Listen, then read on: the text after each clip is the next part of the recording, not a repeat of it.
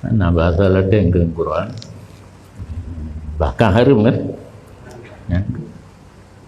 Maksud orang buka Quran bahasa ladang.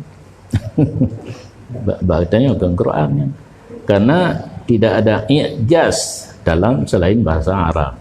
Sedangkan definisi Al-Quran, lafdun munazzal ala Muhammadin al-muta'abbad bitilawatihi walau bi aksara suratin minhu al-mu'jiz bunam ta'abbad yang al-mu'jiz nyahinan salahuna al-mu'jiz walau bi aksara suratin min. Mana mu'jiz? Tidak ada yang sanggup menandingi walaupun surat yang paling pendek. Nah, diciptakan surat Ad-Difda. Ya ayyuhad difda nisfukil ma wa sautuki kata-kata kana lewayat sampai dengan inna ataina.